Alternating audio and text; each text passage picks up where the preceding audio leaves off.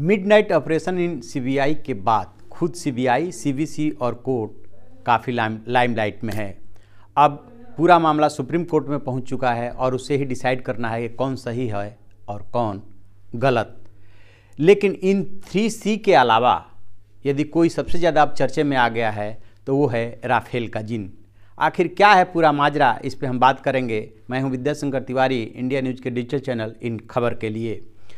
जी हाँ, 3C की आजकल खूब चर्चा हो रही है। एक खुद सीबीआई है, एक कोने पे, दूसरे कोने पे सीवीसी है और तीसरे पाल में सुप्रीम कोर्ट। सब कुछ अब चूँकि सुप्रीम कोर्ट में पहुंच चुका है। एक याचिका खुद आलोक वर्मा ने, जो सीबीआई के चीफ थे, उन्होंने दाखिल की है और दूसरी याचिका अब प्रशांत भूषण लेकर के चले गए हैं सुप्रीम कोर्ट के पास कि आखिरकार जो रातों रात उनको हटाया गया वो कहाँ तक कानून सम्मत है। सुप्रीम कोर्ट को इस पर डिसीजन लेना है, इस पर सुनवाई होनी है।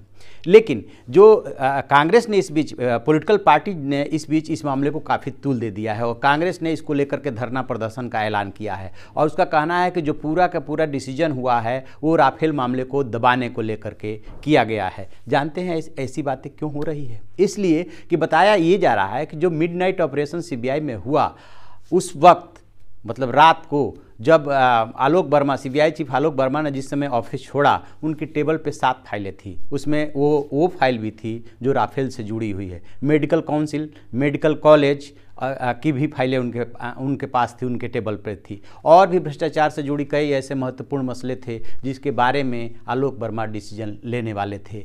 तो माना ये जा रहा है कि शायद जिस तरह से आनन फानन में डिसीजन किया गया उसके पीछे कहीं ना कहीं एक कारण है। एक बात ये भी आ रही है कि क्या राफेल को लेकर के 4-5 अक्टूबर को जो शिकायत प्रशांत भूषण, अरुण शौरी और यशवंत सिन्हा ने सीबीआई चीफ से मिलकर के की थी, उसके बाद क्या आलोक वर्मा उस पर कोई जांच की दिशा में आगे बढ़ना चाहते थे? क्या उन्होंने किसी मिनिस्ट्री को कोई इस बाबत कोई पत्र लिखा था? क्योंकि सीबीआई को इस बाबत अधिकार है कि यदि कोई भ्रष्टाचार का मामला सीधे उसके पास आता है और सफिशिएंट एविडेंस है तो वो उसमें जाँच करा सकती है और जाँच कराने से पहले उसे अनुमति लेनी होती है। लेकिन पी दर्ज करने से पहले उसे किसी की अनुमति लेने की ज़रूरत नहीं है। लिहाजा पॉलिटिकल सर्किल में इस बात की चर्चा है कि शायद वो इस मामले में पी दर्ज करके कुछ करना चाहते थे और ये एक अहम वजह माना जा रहा है। हालांकि क्या वजह थी और क्या नहीं थी, ये सब कुछ सुप्रीम कोर्ट में साफ हो जाएगा। सुप्रीम कोर्ट पहले ये देखेगा, क्योंकि सरकार की तरफ से ये बयान आया, जो वित्त मंत्री अरुण जेटली ने बयान दिया था कि जो भी कार्रवाई की गई है वो कानून सम्मत की गई है और सीबीसी की सिफारिश पे ही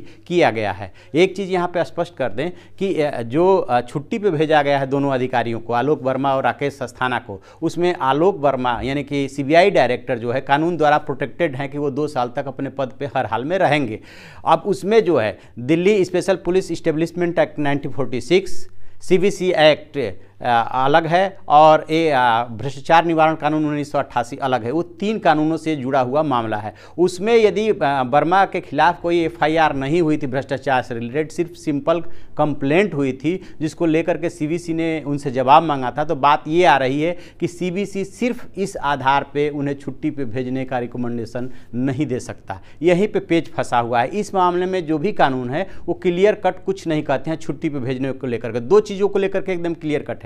पहला कि 2 साल के लिए वो प्रोटेक्टेड हैं और दूसरा कि उनका ट्रांसफर नहीं हो सकता। ट्रांसफर तभी होगा जब प्रधानमंत्री, सीजेआई और विपक्ष के नेता वाली कमेटी इसके लिए सिफारिश करती। लेकिन ये मामला इस कमेटी के पास गया ही नहीं। छुट्टी वाले मामले पे जो तीनों एक्ट से जो ये गवर्न हो रहा है, खास तौर से Delhi special police establishment act और सीवीसी एक्ट, उस वाले मामले में ये एक तरह से ये साइलेंट है और इसी का जो है, इसी का अपने तरीके से इंटरप्रिटेशन करके और इन लोगों को छुट्टी पे भेजा गया। तब देखना ये है कि 3C और बोतल से निकला राफेल का जिन कहाँ तक, किस हद तक सत्ता पक्ष और विपक्ष इसका चाहता है कि राफेल के जिन्न को बाहर निकाल करके इसका पॉलिटिकल माइलेज लिया जाए, जबकि सरकार की हर तरह से कोशिश होगी कि ये जो गुब्बारा है, ये खामोखा विपक्ष जो है राफेल के गुब्बारे को फुला रहा है, इसको किस तरह से फुस किया जाए। ये तो राजनीति है। लेकिन इसमें जो सबसे खास बात हो रही है कि जितनी भी इस तरह की जाँच एजेंसियाँ हैं या संवैधानिक संस्थाएँ हैं, आपको याद होगा कि 2G का जब मसला हुआ था तो CAG पे अटैक बढ़ गया था। ऐसे ही जब चुनाव में हार जीत हुई थी तो 5 राज्यों के चुनाव के बाद, तब जो है मत पत्र से चुनाव कराने को लेकर के सीधे चुनाव आयोग पर हमला किया गया था। उसके बाद भी चुनाव आयोग पर समय समय पर हमले होते रहे, और अब जो जांच एजेंसियां हैं उसको लेकर के हमले हो रहे हैं, चाहे वो सीबीआई हो या ईडी हो या इनकम टैक्स हो। इसको लेकर के आरोप लग रहे हैं कि जो है सरकारें, जो भी सरकार सत्ता में रहती है, जो भी पार्टी सत्ता में रहती है, वो इसका इस्तेमाल करती रहती है। और सीबीसी को भी विपक्ष जो है वो घेरे में ले रहा है कि उसने किस आधार पर और कैसे जो है ये सिफारिश की, ये सिफारिश करने का उसका अधिकार ही नहीं था। इसको लेकर के पॉलिटिकल हंगामा खड़ा हो रहा है। तो अब देखना है कि सुप्रीम कोर्ट इस मामले में क्या डिसीजन लेता है। आप ऐसी खबरों के लिए देखते रहिए हमारा डिजिटल चैनल इन खबर, और उसे सब्सक्राइब कीजिए।